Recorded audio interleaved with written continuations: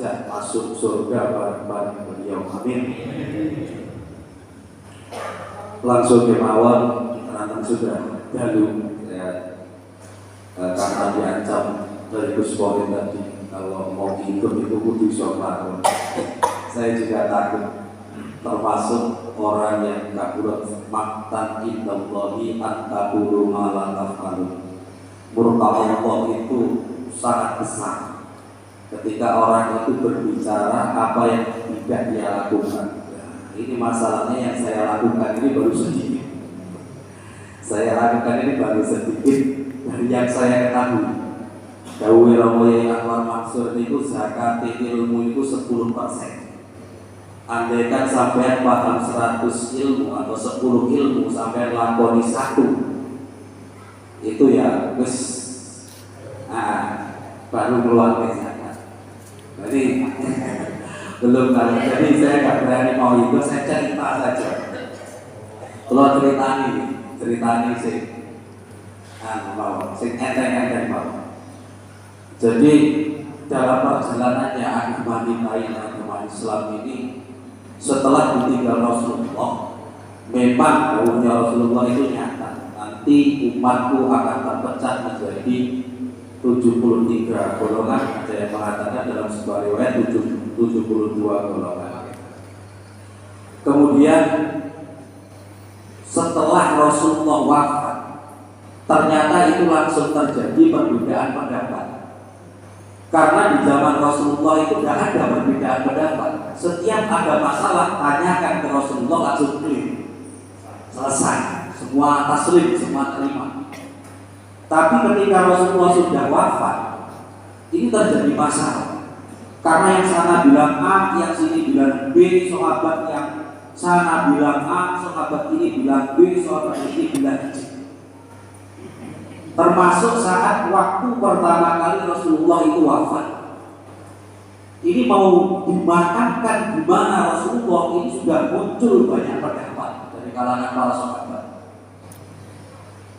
Yang pertama mengatakan, oh, Nabi ini anak kelahiran Makkah, asli orang Makkah, maka harus dimakamkan di Makkah karena Ka'bah sebagai kiblat juga ada di Makkah.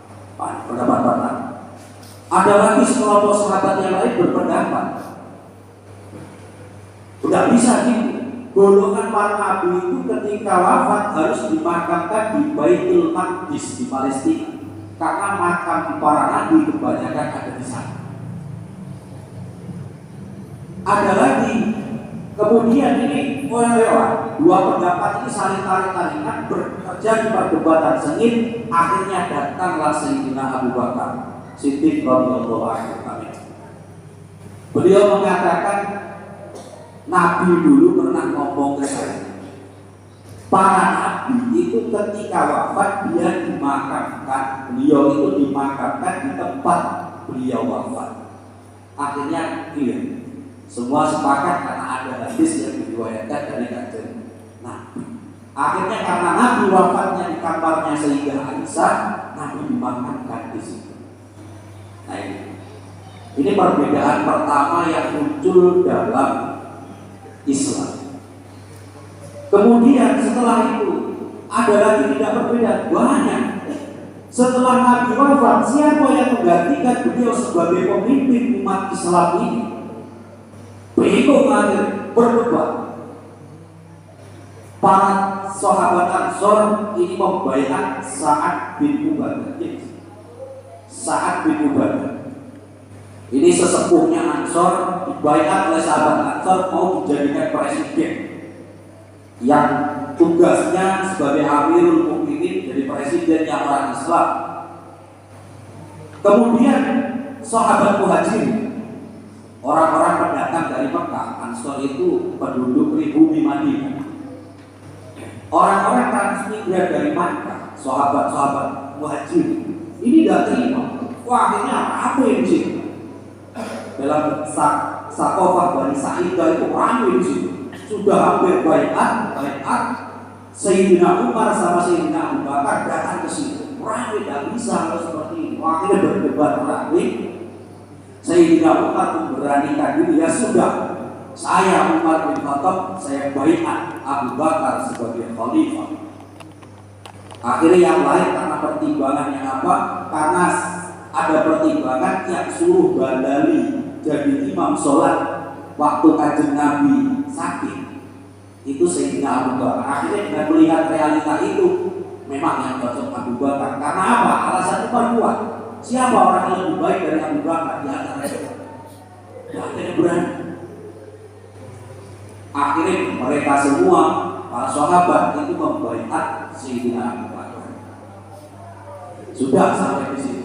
Setelah Sayyidina Abu Bakar menjadi khalifah, jadi presiden pada sekarang, itu ternyata banyak timbul masalah.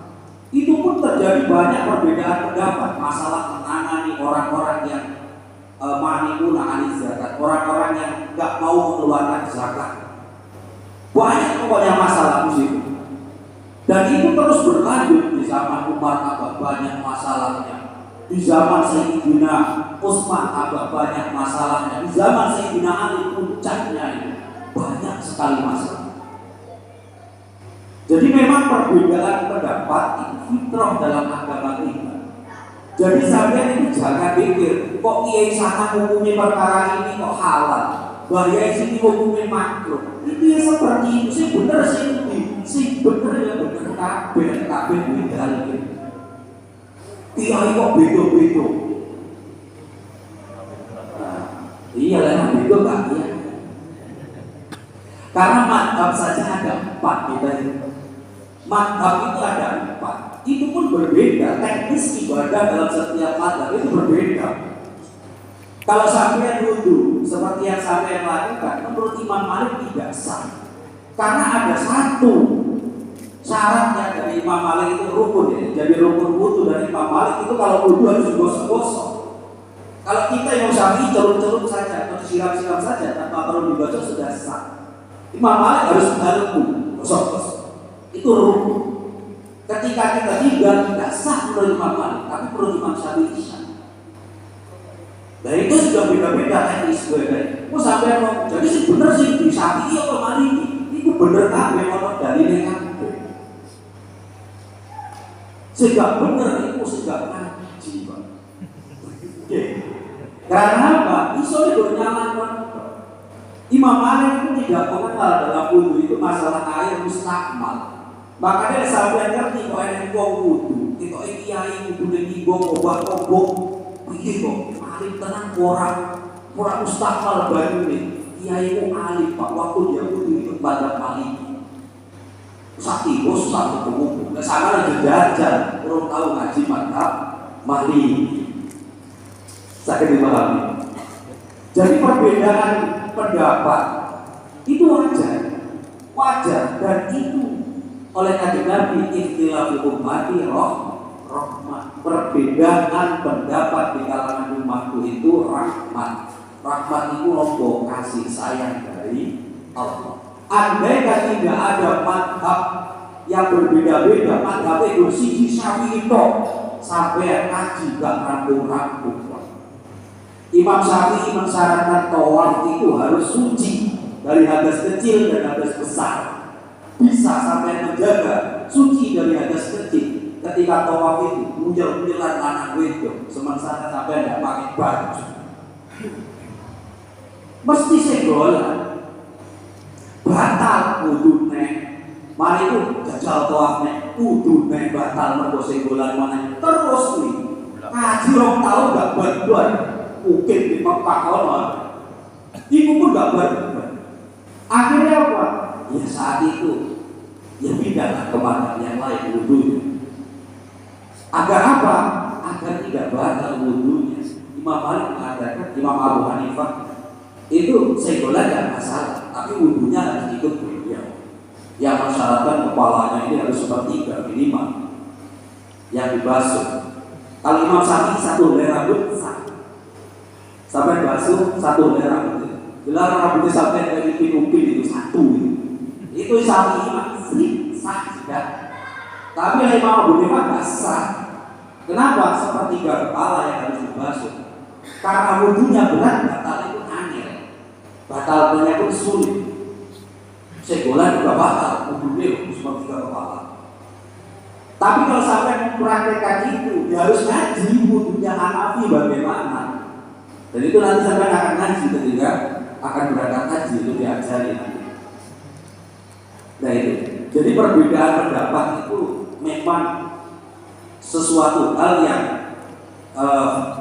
alami dalam agama kita.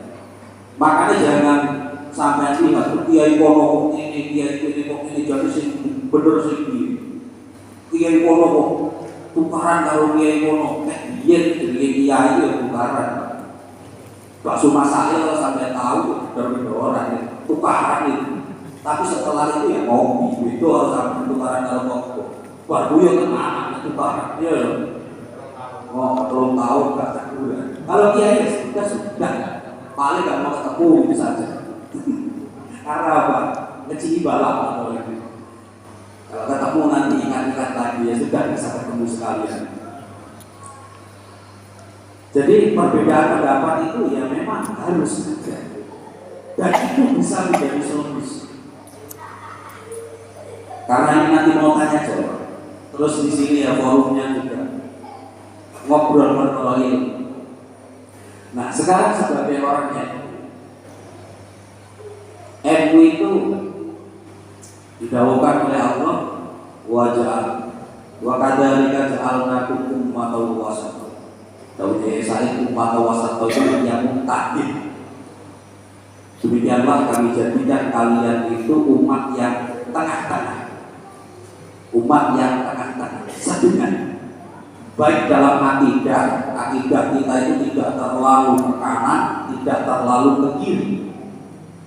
Kalau terlalu ke kanan, kita jadi wahabi, terlalu kencang, kanan gitu.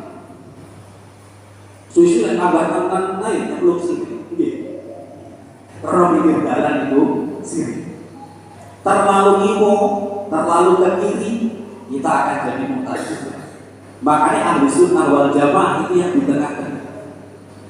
Kalau ke kanan kita Jabariyah, kalau ke kiri kita kalau ke kiri kita Qadariyah. Qadariyah itu diwakili oleh kelompok Mu'tazilah. Kalau dalam akidah, kalau terlalu ke kanan, nanti keyakinan kita tentang Allah, misalkan contohnya keyakinan kaum Qadariyah. Kaum Qadariyah itu meyakini bahwa semua apa yang kita lakukan, pekerjaan apapun yang dilakukan manusia, itu Allah yang menciptakan, sementara manusia tidak punya kuasa sama sekali untuk menolak. Mau jelek, mau buruk itu ya Allah. Dijadikan orang baik tetapi bandel, dijadikan orang sing tukang orang jahat, yang tukang bumi, yang tukang minum, itu ya Allah semua. Jadi kita itu seperti wayang, itu kaum Jabariyah, pasrah kayak wayang itu nggak punya apa ya, kan dilakukan dalam yang laku. Kalau kaum Mu'tazilah beda, Allah ini cuma menciptakan saya, masalah pekerjaan yang saya lakukan itu saya yang menciptakan. Kalau saya minum kopi, ini saya bukan Allah yang meminumkan kopi. Nah itu terlalu mengesampingkan peran Allah dalam pekerjaannya. Padahal Gusti Allah Ta'ala itu dahulu wallahu khalaqakum wa ma ta'malun. Allah itu menciptakan kalian sekaligus pekerjaan yang kalian lakukan. Orang Mu'tazilah memahami orang Qadariyah, orang Jabariyah memahami itu bahwa ya kita nggak bisa apa-apa Allah. Akhirnya orang nanti bilang, kamu kok mabuk? Iya Allah yang buat saya mabuk. Nah, yang tengah-tengah akidah ahli sunnah wal jamaah itu kan di tengah-tengah antara Qadariyah dan Jabariyah. Yang tengah-tengah akidah kita itu bagaimana? Ya betul Allah yang menciptakan pekerjaan kita, tapi kita oleh Allah diberi software yang berupa akal, sehingga kita bisa memilih dengan akal itu pekerjaan mana yang harus kita lakukan. Umpamanya sekarang kita lagi majlisan ngopi kayak gini, krono ngopi ini, Alhamdulillah. Kita sekarang lagi majelis ilmu. Setelah ini kita mau apa? Itu kan opsi pekerjaan, pilihan pekerjaan yang akan kita lakukan kan banyak. Wah, boleh ngomong balik, nggak boleh, bisa. Dia kan, wah nanti saya sampai rumah mau tahajud karena saya tersentuh mau hidupnya muspokin. Ya bisa. Nanti saya busuk, nanti saya sampai rumah, saya akan baca Quran, bisa. Nanti saya sampai rumah, saya akan kasih makan hewan ternaknya, bisa. Ini pilihan banyak setelah ini. Itu pilihan pekerjaan yang akan kita lakukan. Itu semua Allah yang ciptakan di beban kita yang belum kita lakukan. Allah beri kita akal yang hardware itu bahasa Inggris. Apa hardware? Perangkat kerasnya itu berupa otak, sedangkan softwarenya perangkat lunaknya itu akal. Jadi tidak jauh komputer, ya atas itu otak gitu kan ya. Nah programnya itu namanya softwarenya itu akal. Allah memberi kita akal pada otak kita sehingga kita bisa milih. Mau milih yang mana? Oh ternyata sampai betul-betul tersentuh dengan momennya musuh. Saya habis PKB tahajud karena saya disuruh apa setelah PKB. Ini akhirnya saya tahajud. Sampai pilih tahajud, yang menciptakan sampai tahajud itu ya Allah. Sampai cuma milih, paham ya? Sampai cuma milih. Tapi orang milih itu harus tanggung jawab dengan pilihan. Kalau sampai pilih judi, berarti harus tanggung jawab dengan itu. Bukan berarti sampai berjudi. Allah yang membuat pekerjaan sampai berjudi itu Allah. Tapi sampai yang pilih itu. Padahal yang lain banyak, tapi yang dipilih itu. Nah ini akidah ahli sunnah wal jamaah. Dia dikatakan tidak terlalu kanan pasrah semua. Akhirnya yang menyalahkan Allah, saya judi loh ini menciptakan saya ini Allah. Saya cuma pasrah opo. Iya kan? Mau coba budal belum dagang adu ayam yang bisa kok. Iya kan? Tapi apa budal sih berangkat ke sini. Nah ini akidah ahli sunnah wal jamaah.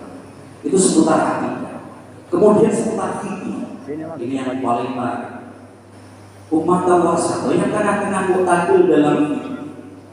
Itu ya harusnya orang NU itu yang mengaku ahli sunnah wal jamaah itu kan ya memang orang NU dan yang pantas mengaku ahli sunnah wal jamaah di Indonesia orang NU. Kenapa? Dalam fikih ini kok menarik karena fikih itu dinamis. Fikih itu selalu bergerak, tidak stagnan, tidak berhenti. Semakin zaman berkembang, semakin banyak masalah yang baru yang belum ada hukum. Di zaman Rasulullah sampai Imam Syafi'i, sampai setelahnya bahkan karena agama Islam itu belum sampai ke Indonesia, itu belum ada bahas fikih, bahas masalah rokok itu belum ada. Tapi ketika Islam masuk ke Indonesia, akhirnya rokok dibahas. Rokok itu dibahas. Hukumnya rokok bagaimana? Hukumnya rokok tidak ada. Hukumnya rokok itu tidak ada. Percaya tadi? Hukumnya rokok itu tidak ada. Kenapa? Kok tidak ada hukumnya?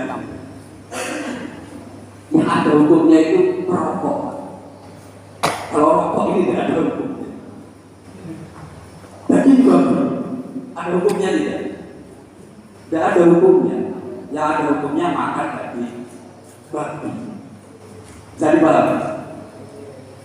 Nah itu. Jadi yang ada hukumnya itu daging babi. Makan daging babi itu ada hukumnya haram. Tapi kalau daging babi di situ ya ada hukumnya. Belum dimakan. Karena TikTok itu layak al-hukmu illa bifi'lil mukallaf. Jadi al-hukmu layak al-hukmu illa bifi'lil mukallaf. Hukum itu tidak berhubungan kecuali dengan pekerjaan orang mukallaf. Jadi yang dihukumi pekerjaannya, kalau benda tidak ada hukum. rokok nggak ada hukumnya. Akhirnya sampai di Indonesia bahas rokok karena apa? Fikih bersentuhan dengan rokok. Tradisi orang Indonesia merokok, akhirnya macam-macam hukum rokok muncul. Mulai yang haram sampai yang sunnah sampai yang wajib pun ada. Saya punya sebuah, minta fatwa hukum rokok ke saya dari wani biro. Nanti jelas wajibkan sampai merokok. Dengan rokok busuk. Hadirin yang kami hormati. Itu fikih. Jadi fikih itu selalu ada masalah baru yang perlu dibahas dan ditentukan hukum. Seperti akhir-akhir ini jual beli online. Kalau kita ikut fikih klasik, jual beli online itu ya barangnya kita cuma lihat gambarnya, itu sudah masuk belas syarat rukun.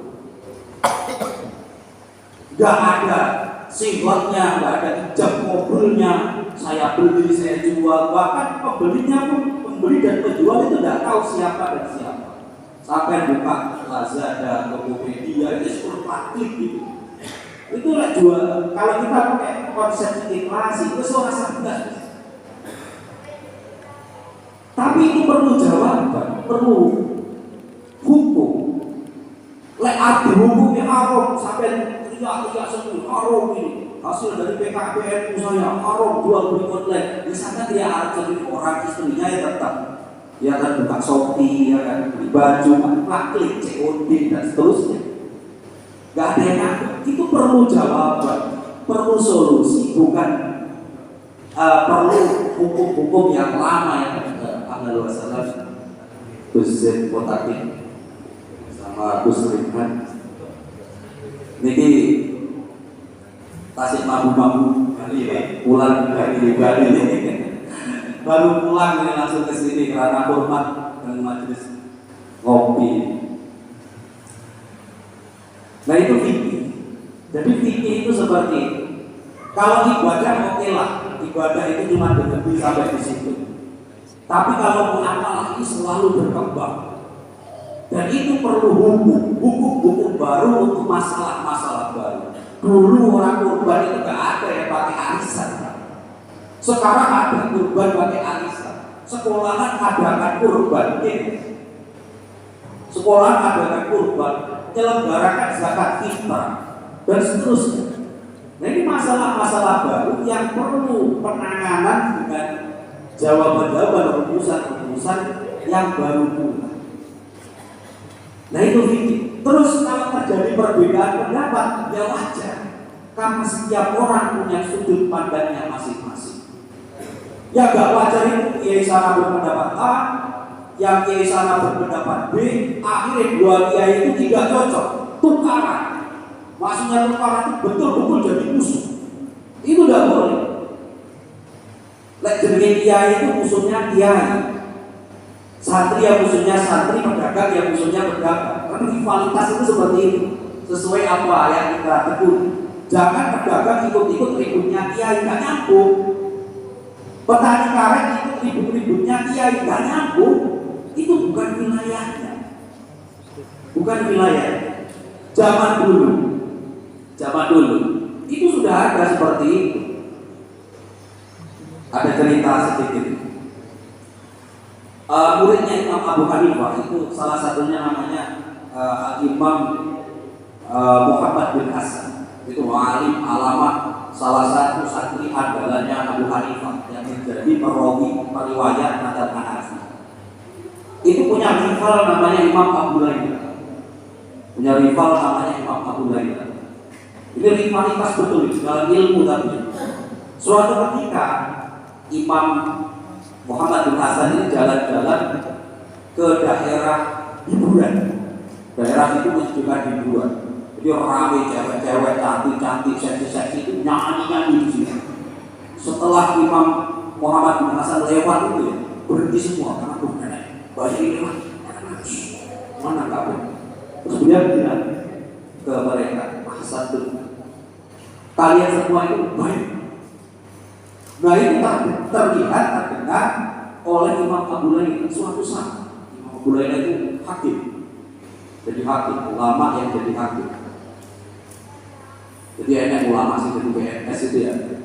Ada Imam Abdul Hakim itu gaji pemerintah, ODI kalau zaman dulu bahasa. Nah itu salah satu saksinya itu Imam Muhammad bin Hasan jadi saksi di persidangan itu. Begitu Imam Muhammad bin Hasan muncul sebagai saksi, saya tolak persaksian kamu karena kamu orang fasik. Orang fasik itu orang jahat. Loh kok bisa saya fasik? Kata Imam Muhammad bin Hasan. Iya, kemarin kamu jalan lewat tempat hiburan itu loh. Terus kamu bilang ke artis-artis seksi-seksi itu kalian semua orang baik. Mengatakan orang baik kepada orang-orang yang seperti itu kamu melakukan kejahatan. Orang jahat kesaksiannya tidak bisa dipercaya dan tidak diterima. Wah itu sentimen. Oh gitu. Tapi kata Muhammad bin Hasan, tapi saya waktu ngomong ke mereka itu, kalian orang baik itu, saat mereka itu sedang nyanyi-nyanyi joget-joget nampakkan aurat atau sedang tidak nyanyi dan diam bersembunyi. Sedangkan ya berarti apa toh? Betul-betul baik waktu itu tahu. Akhirnya itu diterima. Nah kalau dia itu seperti itu Pak, ketika ada alasan ilmiah yang dapat diterima, maka ya sudah selesai perkaranya. Gak tukaran terus ini PKP baru, ini PKP lama, tukaran. Nah itu nggak bisa. Nggak seperti itu. Karena apa? Para kiai itu tidak cocoknya kalau urusan ilmu. Dan ilmu terutama dalam fikih itu pasti berbeda pendapat. Kalau fikih pasti berbeda pendapat. Kalau nggak berbeda pendapat itu bukan fikih, itu nas. Sholat itu 5 waktu, nas bukan fikih. Sholat asar 4 rakaat, nas bukan fikih, itu nggak ada berbeda pendapat. Niat dalam wudu baru fikih. Itu baru bahasa fikih. Imam Syafi'i mengatakan harus niat. Imam Abu Hanifah mengatakan tidak harus niat dalam wudu. Nah ini sudah fikih. Ketika mulai di situ ada perbedaan pendapat, disitulah fikih. Dan kalau sampai cari hukum fikih, yang pasti berbeda pendapat karena fikih itu menghukumi sesuai dengan situasi dan kondisi. Tidak setiap orang sama dengan masalah yang sama. Ada 2 orang dengan masalah yang sama minta fatwa ke 1 orang kok hasil fatwanya berbeda. Ini sudah biasa karena apa? Kondisi dari 2 orang itu berbeda. Ada orang wanita kaya raya, ditinggal mati suaminya. Pak Yai, saya itu idah boleh, saya itu waktu idah boleh keluar rumah tidak boleh. Kamu di rumah saja, nggak boleh keluar, nggak boleh macet, nggak boleh online dan seterusnya. Tapi yang satu, Pak Yai, saya itu wanita ditinggal mati suami saya. Kalau saya nggak keluar rumah, saya tidak bisa kerja. Terus kalau nggak bisa kerja, nggak ada yang ngasih makan. Beda nanti hukumnya karena kondisinya berbeda. Masalahnya sama, ditinggal mati suami. Itu fikih, Pak. Jadi fikih itu ya memang seperti itu. Nah ini sekedar pancingan saja agar kita lebih terbuka dalam diskusi nanti. Dari kami karena sudah malam ya, jadi saya juga sebentar. Kalau ingin lama yang udah pribadi,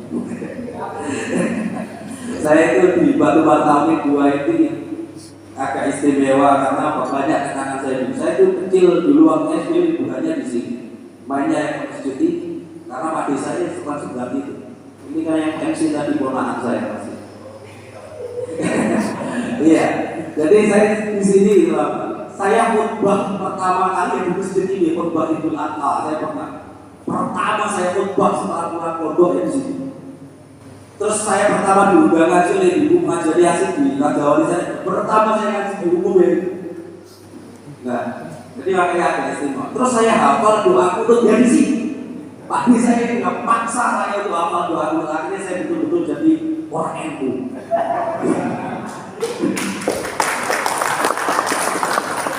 Saya waktu liburan masih SD waktu itu ditanya sama Pak Di, "Wes hafal kunut ya?" "Ya, Pak Di." Lu dia malah mau orang, tapi saya kan merajin betul bahasanya. Ya orang kunut ini.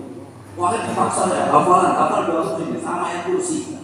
Jadi saya kurang liburan itu dapat hafal doa itu dan ayat kursi itu ya dimasak untuk ribu. Ya, makanya agak istimewa. Saya diajak Gus itu Gus masak untuk ribu ya. Ikut. Sekarang tak barukan karena saya banyak kenang-kenang. Saya jadi orang NU ya, subuhnya pakai urut ya di sini soalnya. Alhamdulillah.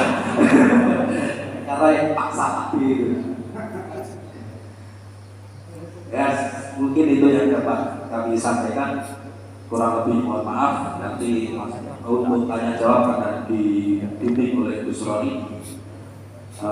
Juga kalau terlalu panjang saya agak kader juga ini. Soalnya ada Gus Broto senior saya di Lirboyo itu jauh. Beliau tamat saya baru masuk. Itu jauh dari kader luar biasa. Oke, assalamualaikum. Kita langsung dimati Pangunten. Wallahu muwaffiq ila aqwamit thoriq. Assalamualaikum warahmatullahi wabarakatuh.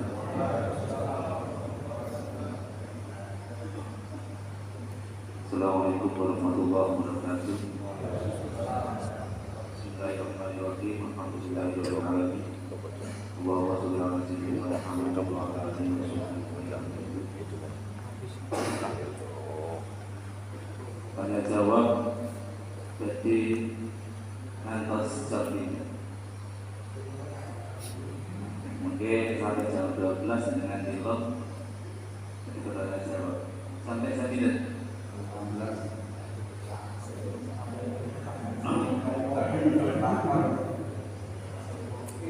Niki ngomong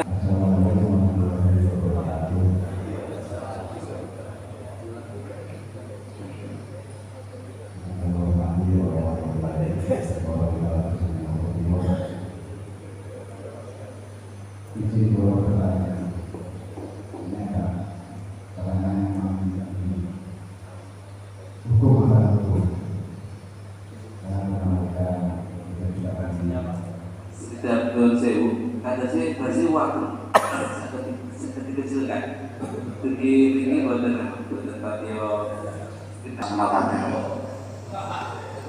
suaranya menjual santri atau di dalam pandai itu sultan yang mengajar saya sampai belum bisa berangkat. Saya nak kucing apa yang kalau santri mulai mati ini dari kucing itu rancang sah dari itu dari kucingnya bujuk pulau ke santri mati dengan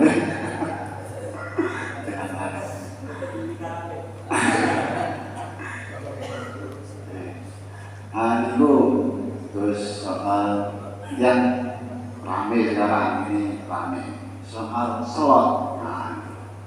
Hukum, saya tanya hukum soal domino lah bahasa punya sekarang kan itu kan ada permainan villa yang mendatangkan uang dan sebagainya itu menurut kacamata fikih itu apakah kategori perjudian game online atau gimana kan ada yang mungkin ada yang menghubungi haram atau gimana. Itu karena saya juga memainkan dari ibu dan 4 tahun itu pertama. Oke, terima kasih Ibu Mawar mungkin disambut kali yang jadi jelas kalau merasa bahagia di Kirawi Pondok Pesantren Timur adalah ini ketemu sanate ya kan tujuh pulau kebukaan Fustoe pulau kepanggil Fustoe Fustoe alhamdulillah masih sedikit dibarokah. Kemauan Assalamualaikum warahmatullahi wabarakatuh. Monggo saking sebelah depan wonten saking depan monggo.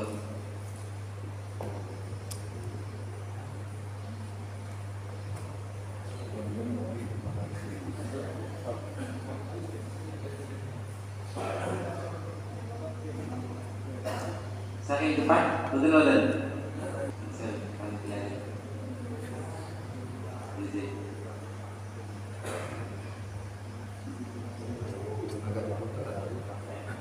Assalamualaikum warahmatullahi wabarakatuh. Kemarin kalau sepuh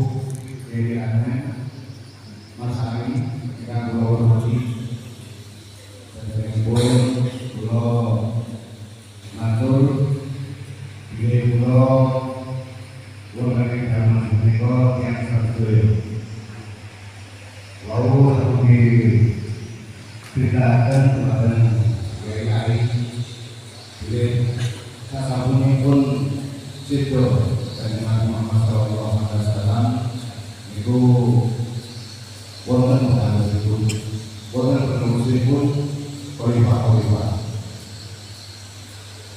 Khalifah menika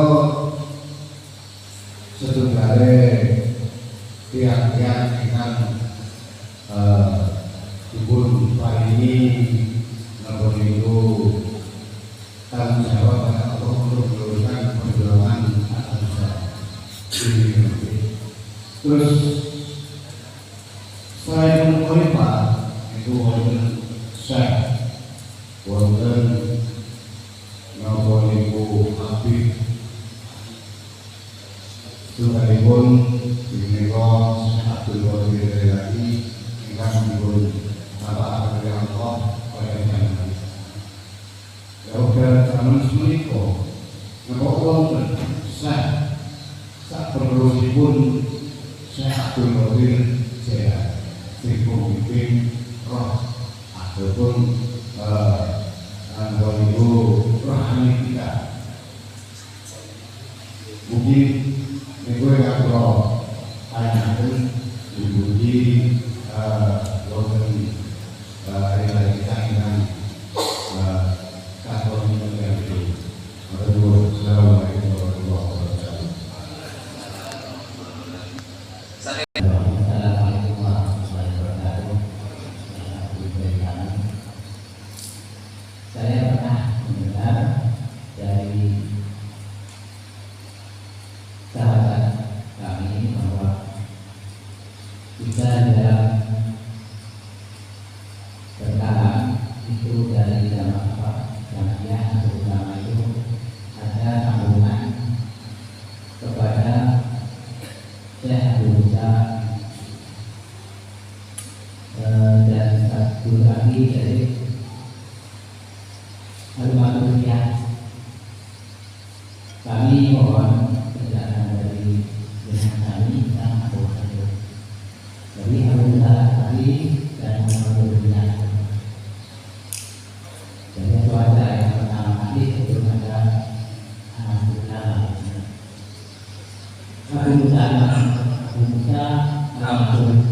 Abu Musa Al-Maturidi dan Al-Matulis Abu Mansur Al-Maturidi dan Abi Hasan Al-Asari. Jadi hasil itu kisahnya dari kedua tersebut sebelum ada Qadariyah dan Jabariyah. Itu mungkin dari saya. Wassalamualaikum warahmatullahi wabarakatuh. Salat. Yang pertama masalah salat, kemudian yang kedua niku supaya Abdul Qadir saat ini sinten penerusnya Syekh Abdul Qadir Jailani. Nah, kemudian yang ketiga ini menyangkut masalah akidah, yaitu akidah kita. Oke. Bu Mansur Al-Maturidi Abi Hasan Al-Asari. Ngoten nggih. Niki dipun sumanggaaken ingkang ahli slot. Ahli slot. Cuma ya sebelum ke beliau-beliau untuk masalah slot, mulai dari kerangka permainan slot. Yang satunya memang perlu diteliti pola permainan slot. Kalau memang yang kondangi anggaran slot itu sudah bulanan judi. Ketika sudah kan bahasanya ngoten ya nggih ngoten. Nggih. Cuman perlu ditelaah dulu. Jadi boten kok langsung semata-mata ketika ngoten langsung menimbulkan untuk sebenarnya jenis permainan itu hampir semuanya itu Pertama kali hubungan ya biasa-biasa mau. Biasa-biasa mau. Kalau menimbulkan efek negatif ya melihat di Habiskan waktu duit habis. Anak bini susah, ya jelas. Kemana akalmu? Makanya bulanan betul. Apalagi sampai yang memang secara hukumnya, okay, kalau memang terjadi hal-hal yang sifatnya itu sesuai dengan yang dilarang, maka muncul hukum haram. Tapi semesti kalau dianggap dari paham sejarah Islam, kalau bukan penggemar game, kalau game itu tempatnya bal-balan, enggak bal-balan pulau-pulauan, snack ngopon loh ya, tapi 33, 10, 13 ini kok. Ini kok pulau Sumatera kan, sinten ingkang judi.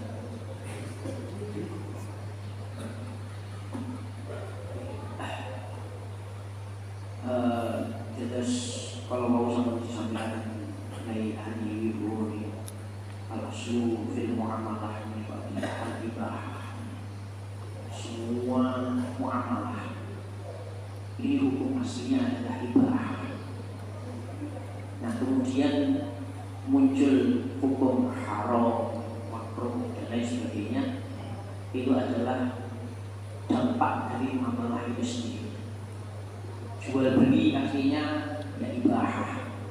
Kemudian kalau ada unsur melibatkan orang lain jadinya riba, jadi haram. Begitu juga muamalah, semua muamalah itu al-aslu fil muamalah al-ibahah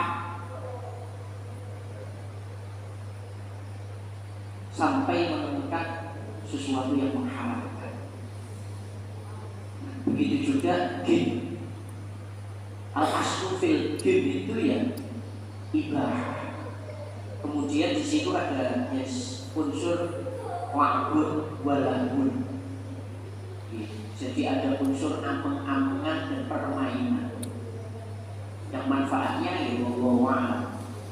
Kalau awal mula ayat yang menerangkan tentang judi sendiri ini kan yas'alunaka 'anil khamri wal maisir.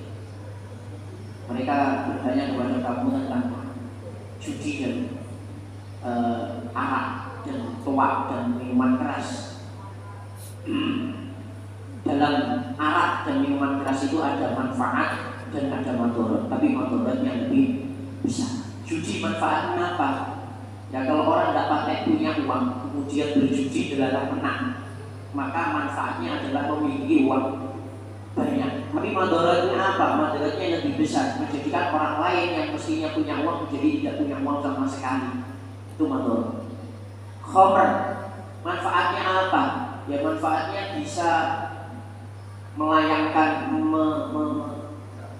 merefresh pikiran, tapi madaratnya bisa melalaikan segala hal dan sampai melakukan hal-hal yang ditentang agama. Karena ketika itu awal di antara penyebab khamr itu akhirnya diharamkan adalah Sayyidina Hamzah ini memotong untanya Sayyidina Ali dalam keadaan mabuk.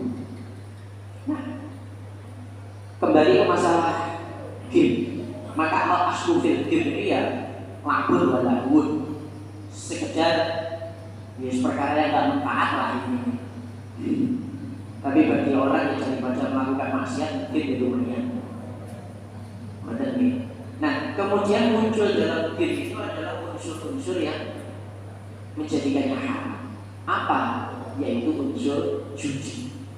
Di situ ada pertaruhan, untung dan rugi, kemungkinan untung, kemungkinan buntung.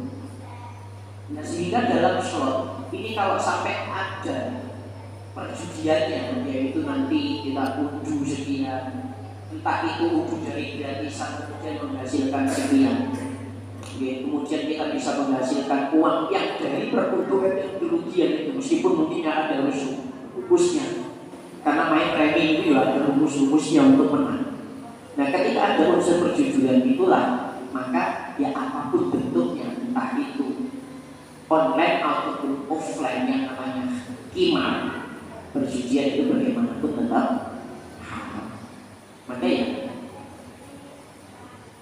kalau main slot ini sekedar untuk dolanan, ngegame, ya maka hukumnya sama dengan main remi.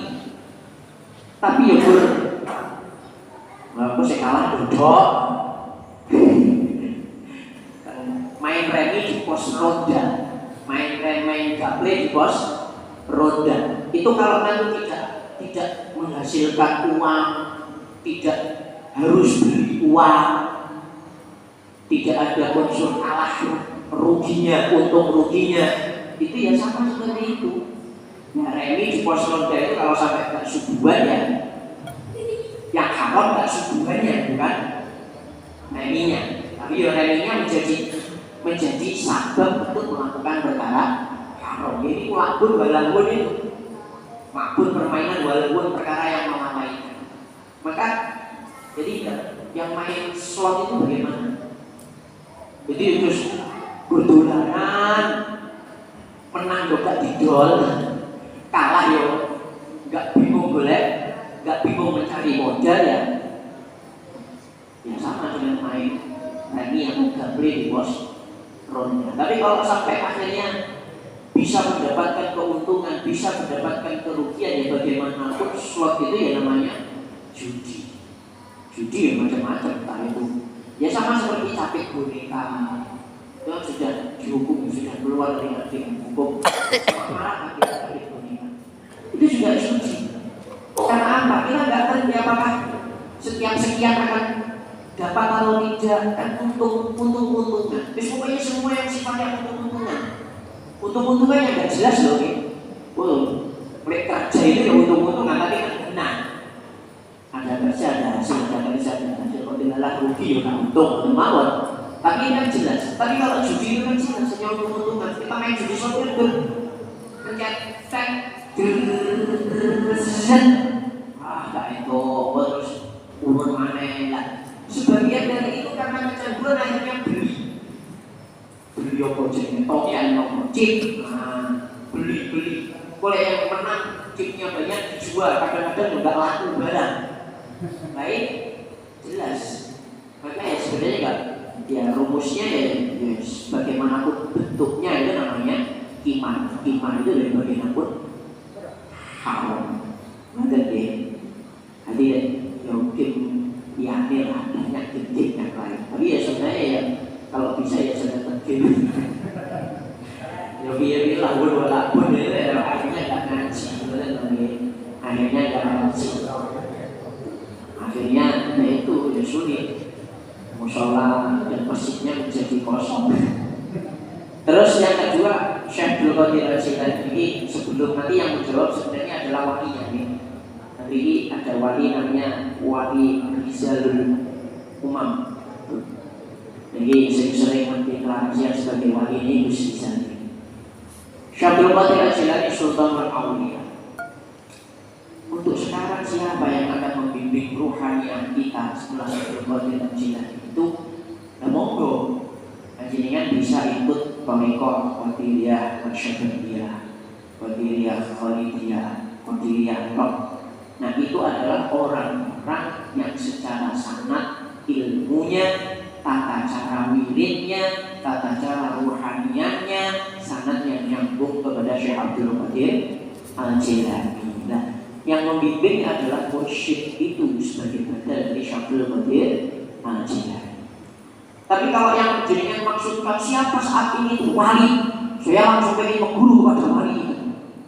Untuk di Indonesia, wali terakhir yang masyhur itu adalah Yai Hamid Pasuruan, Gusti, atau mungkin cerita terakhir ya Gus Dur. Tapi Gus Dur itu kan nggak ada kelihatan kewaliannya.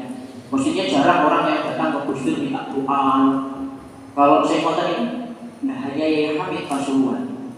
Yai Hamid Pasuruan itu yang muttafaq alaih kewaliannya ya belum ada kayaknya. Sinten Gus Dur itu kan setelah itu, Gus Dur setelah itu. Tapi semasa hidup semua orang mengakui kalau itu wali. Nah itu di Indonesia yang mengeluarkan. Tapi sebenarnya jadi kan buatan usaha risau. Wah, baik aku pengen mengguru langsung ke wali. Gus Broto ini wali. Pulau saya bersaksi. Wali hakim. Kenapa? Marokil ubudiyah itu dijelaskan. Al-alim awliyaullah walau kana fasih. Bahkan wal jahil atullah walau kana abidan. Semua orang alim itu wali. Orang alim itu pasti wali. Kalau orang alim gak wali, gak ada wali. Maka Gus Broto, Gus Zen, ini orang-orang alim, ini wali. Nah, sayangnya kita ini sering mengkerjilkan makna wali itu sendiri. Wali itu kudu bisa mabur, bisa melaku di atas. Ini justru pengkerjilan dari makna wali. Wali itu maknanya apa? Wali itu adalah kekasihnya Allah. Nah, kekasihnya Allah ini siapa? Banyak sekali. Dan kitab Risalah Ahlussunnah ini juga kalau ngajinya diteruskan itu juga dijelaskan Allah itu menyimpan walinya, tidak dimasyhurkan. Itu salah satu faedahnya adalah justru supaya kita ini tidak meremehkan siapapun orang muslim. Karena jangan-jangan orang yang kita remehkan ternyata wali. Bahkan mazhab Syafi'i mensyaratkan sholat Jumat itu harus ada 40 orang. Karena kalau 40 orang muslim berkumpul itu pasti salah satunya adalah wali. Itu hikmahnya kenapa harus 40 orang. Tapi yang paling saya yakini karena itu jelas di kitab Marokul Ubudiyah. Marokul Ubudiyah itu karangannya Syekh Nawawi Al-Bantani, menyarai kitab Bidayatul Hidayah karyanya Syekh Abu Hamid Al-Ghazali, menjelaskan al-alim waliyullah. Orang alim itu adalah kekasihnya Allah. Dan maka siapa yang membimbing kita? Gimana ini bagi syafaat Gus Broto ini? Panjenengan sebagai orang ngopo, beliau-beliau ini bagi Sofwan, Gus Taki, atau Sinten Malih. Ini adalah wali-wali Gusti Allah, kekasih Gusti Allah. Ya meskipun beliau nggak menampakkan kalau beliau ini iso ngabur, kan aja udah ada. Kan buat negara bagus, bahkan ini saya itu artinya itu kategori wali itu ada 3. Wali yang tahu kalau dia wali dan masyarakat ngerti kalau dia wali. Kemudian wali yang dia itu tidak merasa wali tapi semua orang menganggap dia itu wali dan sebenarnya memang wali beneran. Dan yang ketiga ini yang paling istimewa, walinya Allah yang dia itu tidak merasa kalau dia itu wali, masyarakat juga tidak tahu kalau dia itu wali. Ini justru yang paling top. Karena kalau uang itu wali itu harus ngerti sampai wali dulu. Wali itu senes nabi, nabi itu maksud. Tapi kalau wali tidak. Syaikhul Qadir Al-Jilani digoda setan, akhirnya selamat. Tapi berseso nggak selamat. Itu wali sih bisa nggak selamat ketika merasa kalau wali. Maka justru wali yang paling utama adalah wali yang bahkan dia nggak ngerti kalau dia itu wali. Dan di Marokul itu dia jelas al-alim wali, pokoknya wong ngalim itu mesti wali. Maknanya wali itu adalah kekasih Gusti Allah. Wong ngaji, orang yang tamasuk bil kutub al-Qur'an, orang yang berpegangan dengan kitab yang mu'tabar, itu adalah waliullah. Makanya Mbak Puan itu sering jauh ojo anut wong sing ora anut kitab. Nah kan kalau gak anut kitab ya Allah kan, tapi pun setiap menanyakan hukum ini kitab ini nganu nilai itu jelas wali. Jadi kan buat urusan bingung, boleh Syaikhul Qadir saya ini sopo, foto jadi kan direktor rekor pengen Qadirian ya derek, pengen derek Syaikhul Syadili ya derek Syadili, pengen derek Imam Syafi'i ya derek Satari, pengen derek Syaikhul Qadir Qadirian baik masyarakat dia, Khalidiyah, Malik. Niku stop Gus Broto yo wis sore kok. Dia oleh bayang Mbah Ali dulu ya Gus. Nah, wis sore kok ngalih pisan lho wis pati. Nah. Nggih, jenenge pengen pembimbing rohani. Nggih kok Gus Broto, Mbah Sapaan, Mbah Sofwan tapi dari niku wis waris ngaten. Terus sing kate kita wah iki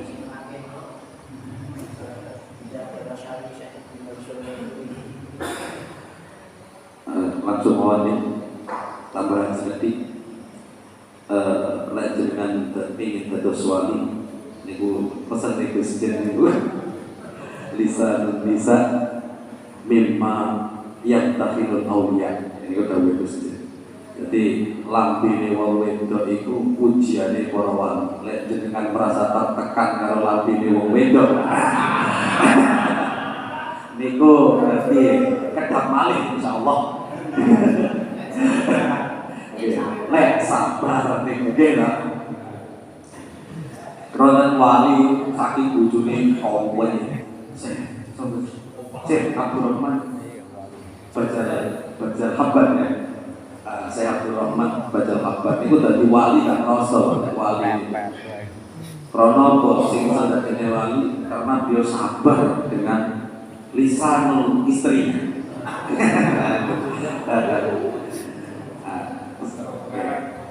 Terus ini tentang masalah kenapa Imam Ahli Sunnah wal Jamaah dalam akidah itu ada dua, Syekh Abu Hasan Al-Asy'ari dan Syekh Abu Mansur Al-Maturidi. Keduanya itu sebenarnya beliau itu adalah perumus akidah Ahli Sunnah wal Jamaah yang mana akidah itu sudah diamalkan oleh para sahabat. Jadi para sahabat itu akidahnya seperti itu, akhirnya dirumuskan dengan sistematis oleh beliau, diterangkan oleh beliau dengan sistem yang lebih mudah dipahami oleh kita orang awam. Dikenalkan oleh beliau Allah itu punya sifat wajib 20, punya sifat mustahil 20, punya sifat jaiz 1. Nah itu yang pertama konsep seperti itu Syekh Abu Hasan Al-Asy'ari dan Syekh Abu Mansur Al-Maturidi. Kalau Syekh Abu Hasan Al-Asy'ari itu mazhabnya Syafi'i. Kalau Syekh Abu Mansur Al-Maturidi itu Hanafi. Dari dua beliau itu apa ada perbedaan? Ada. Cuma dua perbedaan dari rumusan beliau itu. Satu itu tentang masalah takwin. Takwin itu perwujudan. Mewujudkan sesuatu. Nah Allah itu kalau mewujudkan sesuatu itu, kalau menurut Imam Abu Hasan Al-Asy'ari itu adalah efek antar, kalau bahasa kitabnya asarul qudrah, efek dari sifat qudrah, sifat kemampuan Allah. Allah kan bersifat qudrah, mampu untuk melakukan apapun. Nah kalau sifat qudrah bekerja, maka timbullah takwin, perwujudan, mematikan, menghidupkan, membuat bahagia, membuat susah. Itu kalau menurut Syekh Abu Hasan Al-Asy'ari, takwin perwujudan itu cuma efek dari sifat qudrah. Kalau menurut Imam Abu Mansur Al-Maturidi, takwin itu sifat tersendiri yang di luar sifat qudrah. Nah ini pokoknya seperti itu. Dengan paham pembuatan dan hari ngaji malih dari Suroto. Yang kedua, yang berbeda antara Imam Abu Hasan Al-Asy'ari dan Imam Abu Mansur Al-Maturidi itu tentang masalah al-amnu min makrillah karo al-ya'su min rahmatillah. Ini penyikapannya berbeda karena beliau membuat definisi yang berbeda. Jadi Imam Abu Hasan Al-Asy'ari itu memaknai al-makru min makril, al-amnu min makrillah. Kalau orang itu punya sifat merasa aman dari siksaannya Allah, dari murkanya Allah, dan orang merasa yaksu, putus asa dari kasih sayangnya Allah. Ini kalau orang yang bersifat dua itu bagaimana? Itu menurut Imam Abu Hasan Al-Asy'ari itu cuma dosa besar. Jadi kalau ada orang bersikap gini, wah saya itu gak akan dimurkai Allah walaupun saya itu maksiat, walaupun itu saya sering melakukan dosa, sering gak sholat, saya gak akan dimurkai oleh Allah, gak akan disiksa oleh Allah, karena Allah itu Maha Pengampun. Itu dosa besar kalau menurut Imam Abu Hasan Al-Asy'ari. Atau merasa dirinya itu putus asa, ya Allah itu tidak akan mengampuni dosa saya, karena dosa saya terlalu banyak, pasti gak dimaafkan. Itu dosa besar kalau menurut Imam Abu Hasan Al-Asy'ari. Tapi kalau menurut Imam Abu Mansur Al-Maturidi itu bisa murtad, karena beliau definisikan beda. Al-Amnu min makrillah itu beliau mendefinisikan Allah itu tidak mampu menyiksa saya. Nah, walaupun saya maksiat, walaupun saya jahat, Allah tidak mampu menyiksa saya. Karena perbedaan definisi tadi, maka hasil akhir endingnya juga berbeda. Nah itu.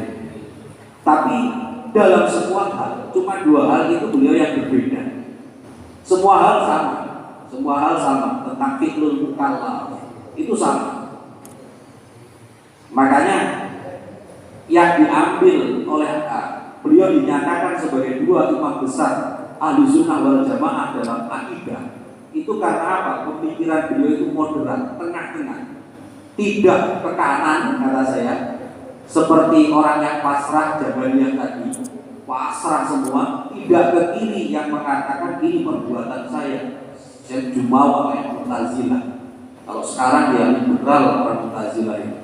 Kalau orang Jabariyah, kalau sekarang dia orang-orang Salafi itu Jabariyah. Nah, kemudian kok beliau dianggap sebagai imam besar Ahlussunnah wal Jamaah karena akidah yang diajarkan beliau itu rumusan dari akidah yang dilakukan para sahabat yang diajarkan oleh Kanjeng Nabi. Dan yang paling sesuai dengan akidah para sahabat adalah konsep akidah yang diajarkan beliau itu. Makanya beliau disebut dua imam besar Ahlussunnah wal Jamaah. Nah, kalau pertanyaannya tentang siapa beliau berdua dan bagaimana ajarnya, ya kurang lebih seperti itu. Mungkin ada pertanyaan. Assalamualaikum warahmatullahi wabarakatuh. Mandai masalah sinten awak Syekh Abdul Qadir Jailani. Saniki lagi tenan-tenan toriko. Syekh secara lugotan itu maknanya orang yang berumur 30 tahun ke atas itu jenenge Syekh. Isin wae siji. Kan niki pun dikan dosa anu Syekh. Iya, Syekh ono saking ceretan sepuluh. Nah, tapi kalau secara istilah ya, orang yang dianugerahi ilmu yang mumpuni, ilmu yang digunakan untuk mendekatkan diri kepada Allah itu Syekh. Jadi jenengan sing umure sampun ikang dosa ke atas jenengan panggil Syekh panggil. Tapi ampun damel sin saya tak damel sin maknane malah kecewa. Iku bedane Bu. Masalah penerus Syekh Abdul Qadir Jailani sing jelas mursyid-mursyid sing dibenar yang mengikuti thariqahnya Syekh Abdul Qadir Jailani. Sing jelas mursyid sing kamil. Lah yen saya penyakite sakniki Pak. Kadang syariate derek ketos moro-moro wis tumut-tumut mlebet toreko. Tata cara wudune yo derek paham. Rukun salat yo derek paham. Moro-moro mlebu toreko. Padahal ketika beribadah tanpa nganggo ilmu ibadah itu ditolak. Benar mesti pun tadi kuatah yang awam sing pun masuk toreko. Ya boten apa-apa daripada boten toreko ya jelas yo tambah nganggur tambah ora gelem diri. Dan penyakitnya lagi kalau tidak ngangge ilmu malih kadang yo banding itu rekod aku luwe ampuh wiritane luwe ampuh dan itu termasuk penyakit lho sing pendirine banding-bandingke bahasan muridé banding ini ku dan nyata ngobrol piyambak dan kadang Pak teng masjid niku Jumatan biasane lho wiritan toreko padahal masjid ini kudu khusus wong toreko sampai enek wong salat ba'diyah Jumat wae sampai sungkan akhirnya salat yang njaba lawan iki kan tinggal iki boten paham Pak sejatine niku masalah toreko niku apa to Pak toreko niku dan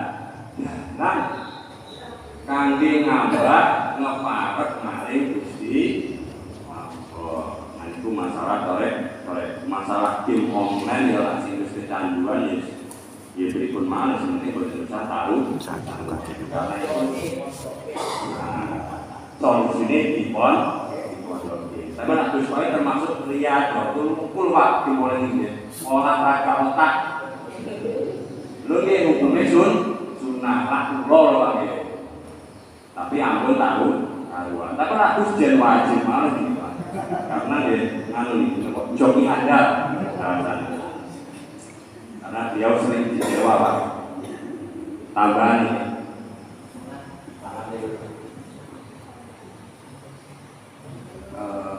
Nabai sedikit masalah game itu, gue pikir kalau game itu musyawarah bahwa sesuai dengan kebutuhannya tadi. Kalau ternyata di sekolah itu main game online itu ya betul unggul, atau khawatir kalau tidak main game itu malah terjerumus di dalam perkara-perkara yang tidak baik, itu mungkin dolanan kicen atau dolanan apa yang berbahaya, maka bisa juga hasil itu dilupakan lagi. Tapi itu kalau pikir ada beberapa poin untuk jadi indikator apakah game itu baik atau maksudnya baik atau tidak. Itu mungkin yang pertama tidak terindikasi merendahkan harkat dan martabat manusia. Kalau main game terus tiba-tiba dengan jadi emosian kan kalau terus emosi terus TV tombol dibanting jadi terus ini itu otomatis nanti akan menjadi pemicu bahwa si pemain game itu dianggap orang abnormal, sudah di luar batas normal. Itu namanya merendahkan martabat manusia. Kemudian yang kedua, tidak berbahaya atau tidak membahayakan. Tradisinya ada dua kan. Tidak berbahaya itu sebagai subjek, sebagai pelaku, dan tidak membahayakan itu ya berarti ada objek yang dengan main game itu orang lain bisa terugikan. Contohnya itu karena hasil kerja untuk jatah istri, tapi dengan jual beli. Nah, itu berarti merugikan, membahayakan namanya. Nah, berbahaya. Kalau juga berbahaya. Dan bahaya itu berarti secara subjek si pelakunya itu. Bahaya apa ya? Ya bisa tahu sendiri, bisa terradiasi dari HP itu, ataupun memang dia keluarga atau mensia-siakan waktu yang harusnya untuk ke kebun malah ngebon, nah kan repot di situ. Harusnya ke kebun malah ngebon, kan repot banget. Dan kemudian unsur yang berikutnya seperti yang dihasilkan oleh saya tadi, kiranya game itu tidak menyebabkan seorang lalai untuk melaksanakan kewajiban. Nah ini yang menjadi kritik tajam dari orang-orang Wahabi sebenarnya untuk warga Nahdliyin atau warga Muslim secara umum terkait game online, karena mereka ngambilnya ya dari sini. Pokoknya kalau ternyata tim itu buat orang lalai kewajiban, langsung terserah kalau itu. Kemudian yang berikutnya tidak mengandung unsur kebohongan. Kebohongan itu kemungkinan bisa hasilnya, dan atau mungkin menghasilkan kebohongan. Ketika main itu jadi berbohong, bohong istri. Kalau berkeluarga soalnya yang banyak tadi sudah berkeluarga. Oh, sorry. Kemudian yang kelima itu yang berikutnya tidak ada unsur judi. Itu. Nah, kemudian untuk nambahin masalah rekor tadi, kita itu kan di warga Nahdien itu ada istilah apa Jatman, gitu. Jatman, Jamiah Al-Toreko Al-Mutabaron An-Nahdien. Nah, di bawah Jatman itu ada sekitar yang saya tahu ada 42 toreko, dan torekonya semua ini diasuh oleh beliau Maulana Habib Lutfi bin Yahya Pekalongan. Nah, beliau itu secara keilmuan sudah tidak bisa kita lakukan lagi, kan?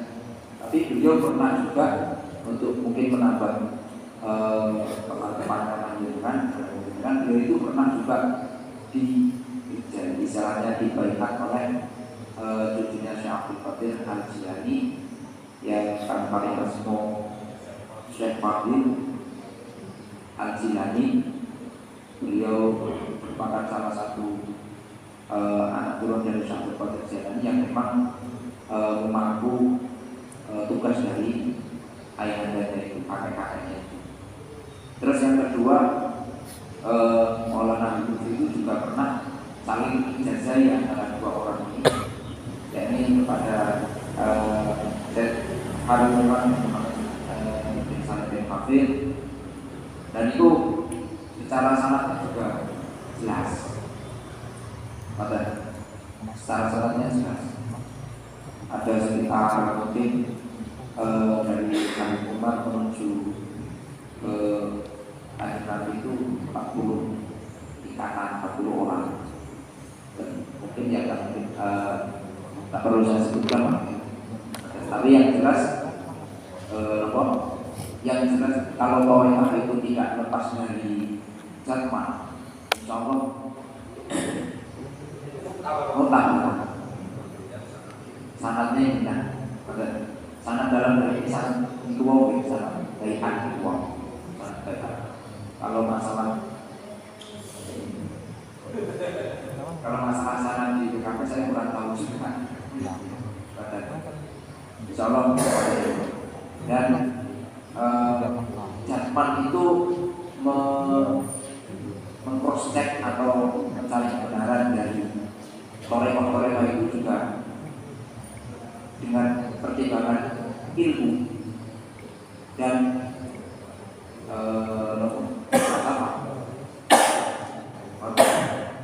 karena itu ranahnya aulia.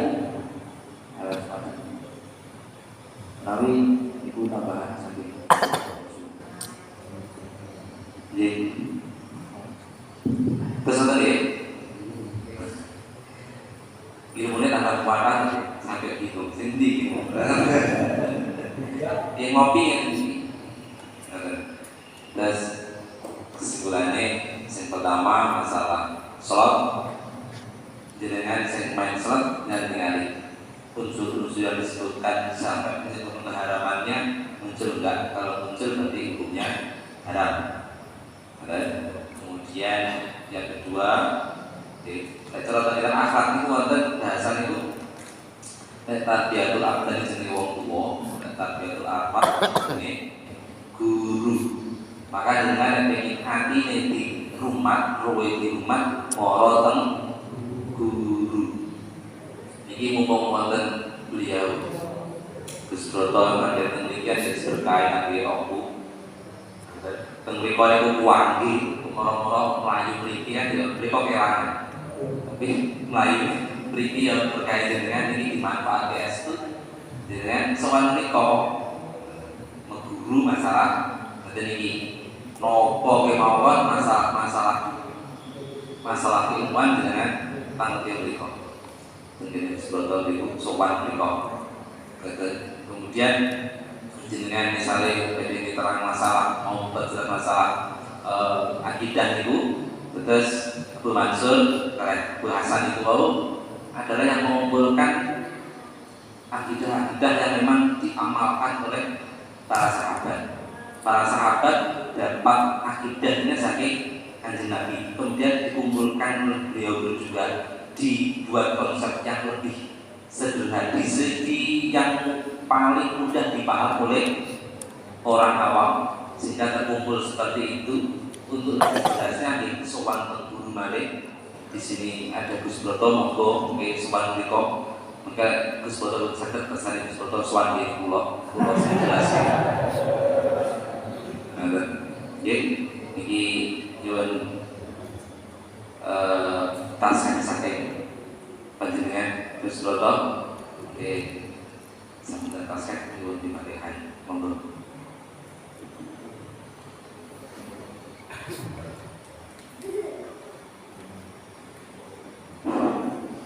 Assalamualaikum warahmatullahi wabarakatuh. Alhamdulillah sudah wa ta'ala la haula wa la quwwata illa billahil aliyyil azim. Khusus untuk Gus Soe dan teman-teman keluarga Nafiin yang saya hormati, saya muliakan. Alhamdulillah hadir makopan sering masalah ilmu, sakit mengembangkan juga masalah ilmu, dan semua masalah sudah terjawab dengan bagus dan dengan maksimal. Tinggal kita nanti mengeterapkan pada diri masing-masing mana itu yang madharat dan mana itu yang manfaat. Bahkan tambah dengan kaidah itu, ya, kalau kita darbul mafasid muqaddabun ala jabil masalah. Jadi kita menolak daripada mafasid, kerusakan, baik merusak diri kita sendiri, pikiran kita sendiri, atau mungkin yang lain. Itu lebih baik dihindari daripada kita mengambil kemaslahatan atau keuntungan. Lalu belajar tentang beliau.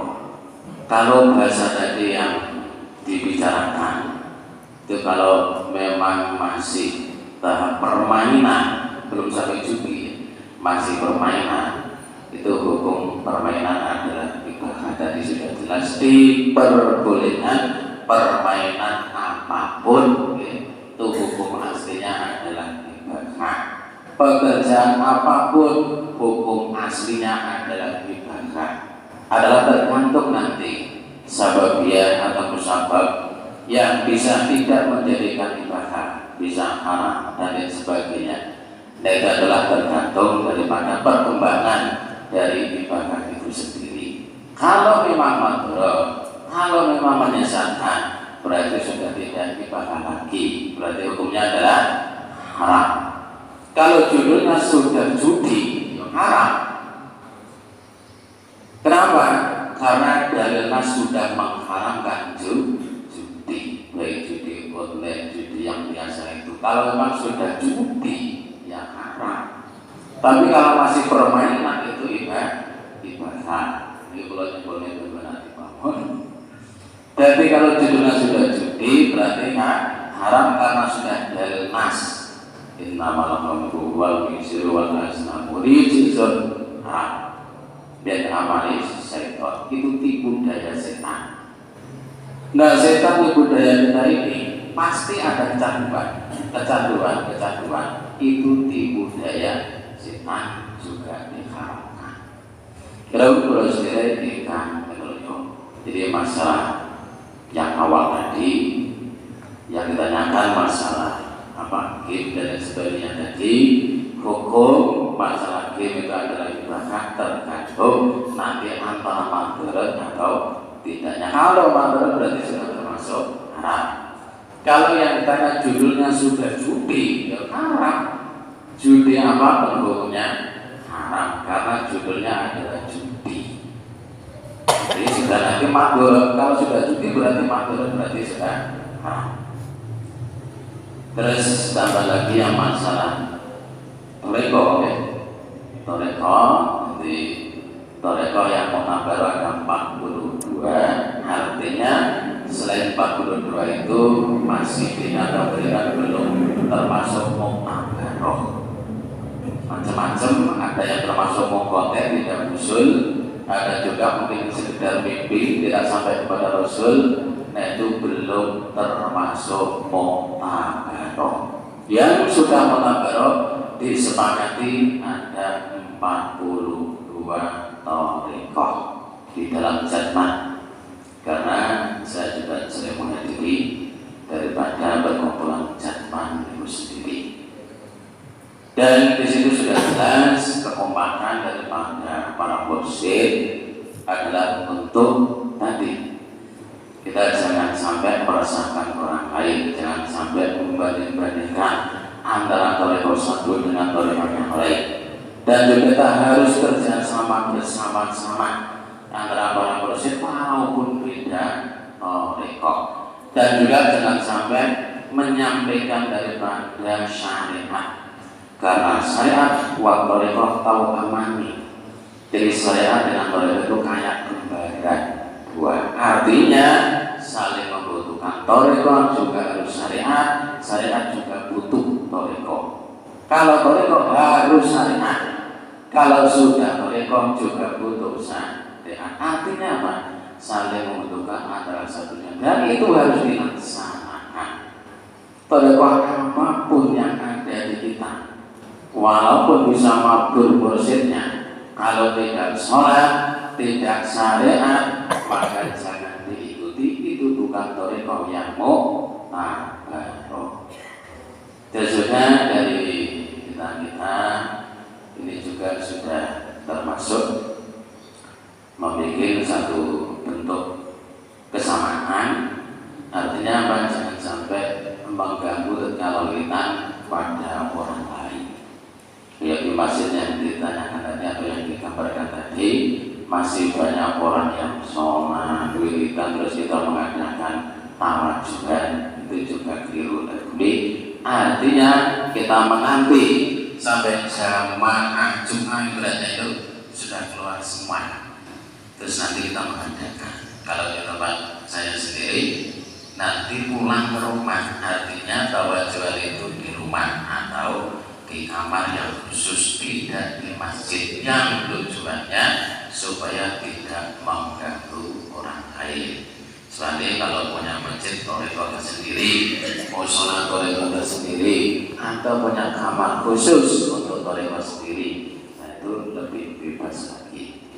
Berapa sedherek ingkang mulya, artinya seluruhnya tadi sudah jelas, sudah gamblang, padang paham, matur suwun santen hadir, kesuai sebagai itu materi muka-muka paling barokah saking mauna saking saudara Allah Subhanahu wa taala.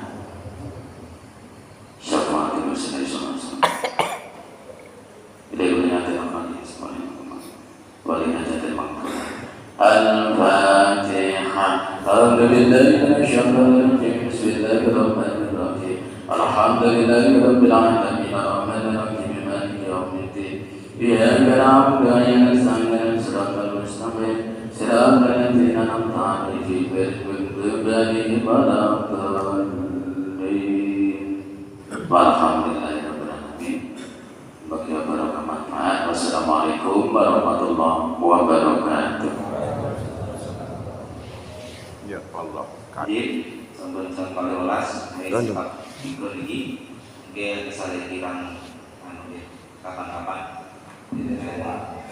betul, mungkin dengan awal kohem, kalau masjid, dari melalui konten Malik, karena beliau ini termasuk orang yang kegiatan untuk sampahnya itu di Lombok Timur itu lumayan padat. Terus dimaklumi misalnya dengan perasaan beriki maupun sakit Maklumi sarang-sarang paling repot. Itu ngoten. Niki kok tas sehat MC niki. Oke. Nah, ini cekap mekaten nggih. Niki saking kula nyuwun pangapunten. Assalamualaikum warahmatullahi wabarakatuh. Sadaya kula sudah kami dari LBM dalam membahas masalah ini dengan pertanyaan tahu kok sing jawab memang kayak gini. Kalau membahas masalah itu dalam membahas masalah ya harus banyak alternatif sampai mungkin kita kalau dengan tidak puas pertanyaan itu jawab juga mungkin sing kau buat ya mungkin ya nah tapi ini nanti apa nih rahmatnya ya udah tak pada hati. Nah dengan banyaknya alternatif ini ini kan akan semakin dalam memahami satu masalah.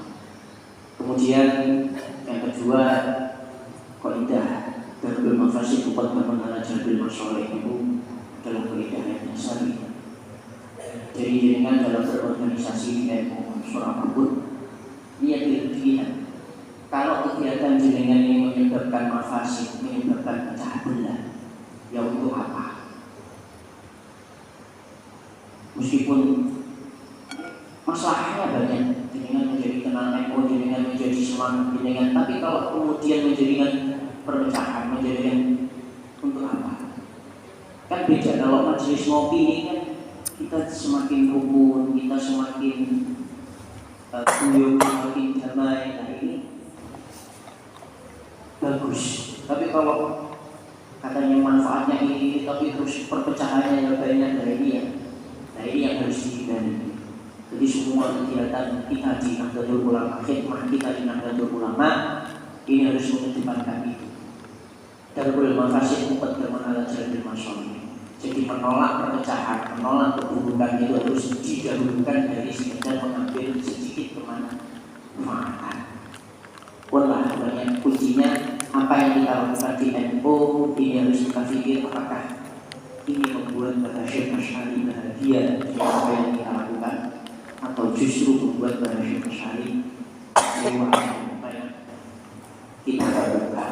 Nanti monggo beliau saya komproyo benar-benar khidmah ngurusi NU bukan rebutan untuk menjadi pengurus NU atau kepengen diakui sebagai NU, tapi benar-benar khidmah di Nahdlatul Ulama. Dan terakhir, moga-moga kita bisa berjumpa lagi. Mungkin pokoknya dikabari kalau ada acara. Dan yang paling penting, ketika jenengan ngabari konco-konco LBM ini, jangan sampai nanti kalau pulang disamoni. Ini adalah tugas kita di NU. Tugas kita di LBM itu untuk safari seperti ini. Jojo sampai wah aku sungkan undang Gus Poet kan konco-konco niku balik nyamoni piro. Oh akhirnya malah kasih domo ya wae iki. Nggih. Jadi pokoke pun lah jenengan bare Agus iso mudah nek saged manut kula dugi nek gak iso ya apa masak piye.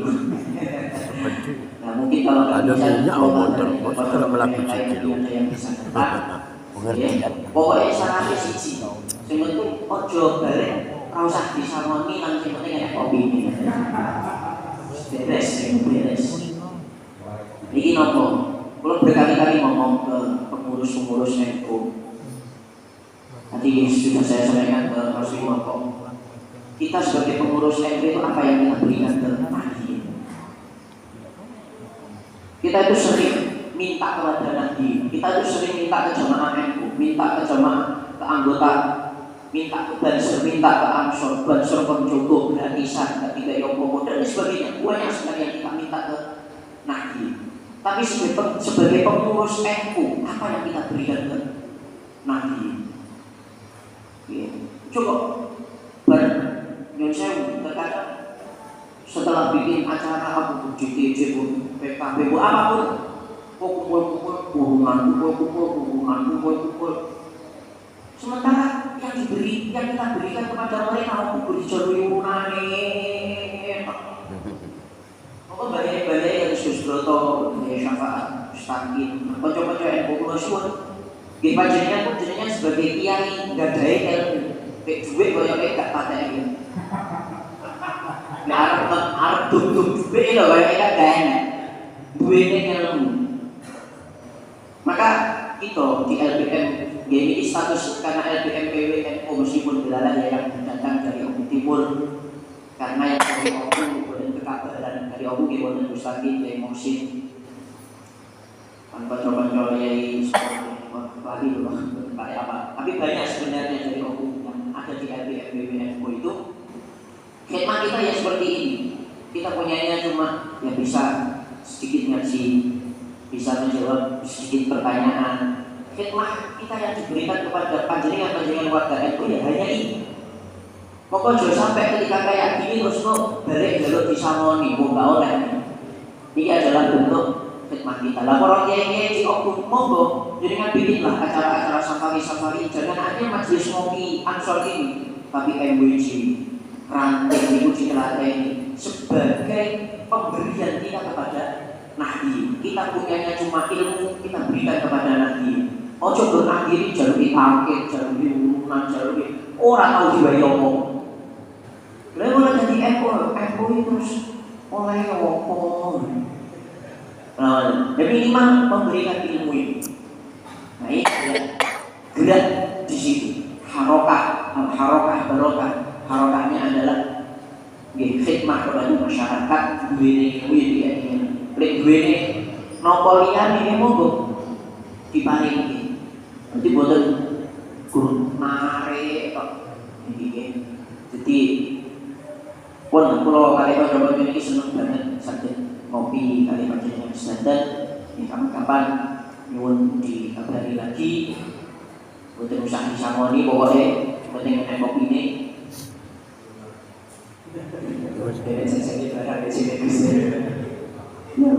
Tapi biasanya itu ya biasanya yang ngobrol pangapunten ini punya loro kan juga jadi sanggup tapi lagi 11 sama kayak Allah. Oke, boleh kira-kira terjangkau. Insyaallah kalau sak mencol lagi makin sakit dan hormat jenengan nanti buat untuk khidmah sami-sami ngaos sareng ngaos dan Syekh Asy'ari khidmah dan Syekh Asy'ari kumpul kita sedang acara mereka benar-benar restu dan usaha permanipun masyarakat NU para proses NU khusus masyarakat yang mengalami saking kaulo sahabat jom kalau ada kelupaan kalau ada kesalahan mohon diberikan maaf yang sebesar-besarnya Allahumma fi qawli lagi kafir lagi robat insyaallah. Assalamualaikum warahmatullahi wabarakatuh. Waalaikumsalam. Kepada Gus Khoidul